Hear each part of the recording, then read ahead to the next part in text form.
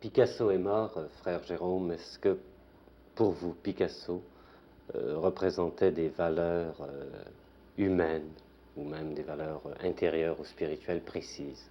Absolument.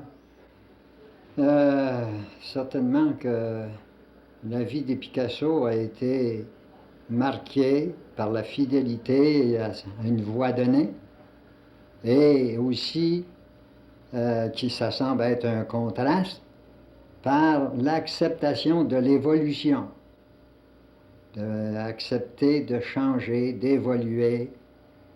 Et cela, même sous peine d'être incompris par les gens, et lui-même être dans le mystère, ce qu'on appelle le mystère, parce que c'est nécessaire. Si vous évoluez, si vous vous dépassez, vous ne comprenez rien à ce que vous faites raisonnement, parce que votre œil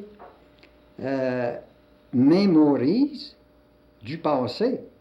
Il ne peut pas mémoriser du présent ni de l'avenir. Alors donc, si vous évoluez, si vous changez, vous êtes complètement dans le mystère, vous êtes perdu devant votre rêve. C'est pour ça qu'un grand sculpteur, dont je ne me souviens pas le nom, est venu dire à la télévision qu'il ne pouvait pas juger ce qu'il faisait dans le moment. Ça représente donc pour vous un énorme courage pour Picasso d'avoir pu réussir à toujours aller au-delà d'où il était arrivé.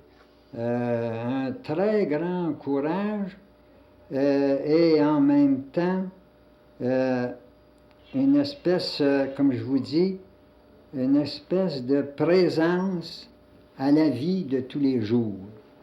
Est-ce que justement de réussir à être présent à la vie de tous les jours, présent même au demain, qui n'est pas encore là, est-ce que c'est pas d'une certaine façon l'expression d'une foi en quelque chose? Absolument, absolument. C'est absolument ça. C'est une foi. C'est une foi intérieure et puis qui se dégage. Et puis la preuve que c'est quelque chose qui dégage, des ondes, c'est qu'il a imposé son œuvre, sa manière de voir plastique au monde entier. On a souvent l'impression, quand on regarde du Picasso et qu'on passe à travers ces différentes périodes, que son évolution est d'un type un peu plus abstrait, un peu plus intellectuel. Est-ce que cela signifie qu'il n'était pas très présent à la chaleur humaine ou à l'évolution historique de l'homme? Oui, il est beaucoup plus cérébral que, que Rouault. Moi, pour mon goût personnel, Rouault m'émeut davantage, humainement, que la peinture de Picasso. Mais je suis obligé d'admettre que dans la peinture de Picasso, il y a des choses formidables, et puis que c'est une évolution. C'est pas seulement que des modes, et c'est pas extérieur à lui. Si vous voulez, il se nourrit de tout ce qui l'entoure, mais ça devient justement de la chair de Picasso. Alors justement, on rejoint un peu l'espèce de paradoxe du début que vous évoquiez en parlant de Picasso, cette espèce de sens de l'évolution et pourtant de continuité. Qu'est-ce que vous voulez dire quand vous parlez de continuité pour Picasso? Continuité, c'est justement de continuer à être lui-même, même dans le changement, dans l'évolution, dans l'impressionnisme, cubisme, surréalisme, et le reste, et le reste, et le reste. C'est de continuer d'être Picasso, et parce si on rouvre un livre de Picasso, c'est infaillible, il n'y a pas besoin de signer, et on le reconnaît. Et ça veut dire qu'il a réussi à intégrer cette présence de vie dans une espèce de sillon qui est très personnel. À digérer tout ce qu'il voyait, tout ce qui l'entourait, parce qu'on n'est pas aveugle, on a des yeux pour voir, tout le monde. Maintenant, il y en a qui sont un peu, qui traînent un peu longtemps peut-être dans si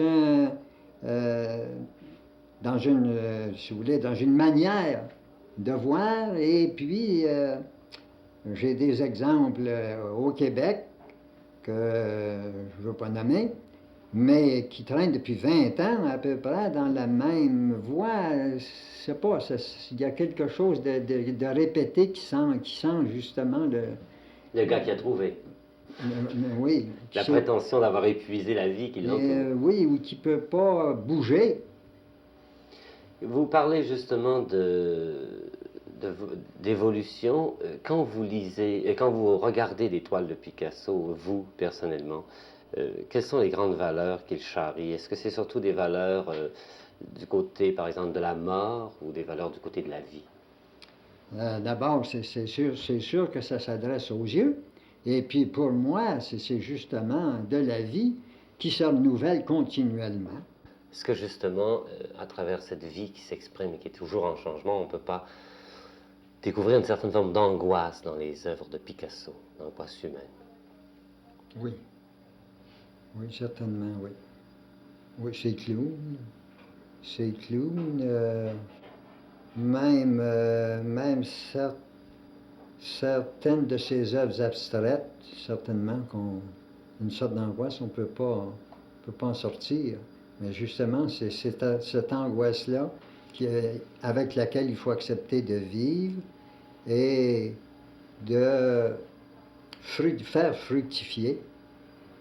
C'est cette angoisse-là, justement, qu'il réussissait toujours à vaincre pour parvenir au mouvement suivant. Absolument. C'est une chose très dure à accepter. Beaucoup lâche. Est-ce qu'on peut dire que Picasso, et vous l'avez assez bien dit, s'il a passé et exprimé des valeurs humaines très profondes, telles que l'angoisse et le respect de la vie intérieure et la vie qui l'entoure, on ne peut pas dire que c'est un peintre religieux qui a jamais touché le domaine religieux proprement dit? Du moins, c'est une chose curieuse quand même. Je crois que autant il a été touché par l'art africain, l'art japonais et chinois, autant il a été touché par les madones et le reste. C'est une chose espagnole surtout, il pouvait certainement pas s'en sortir. Et puis je crois que c'est ce qu'on sent toujours dans sa peinture. Une espèce, en particulier, ses maternités. Hein. Oui, justement.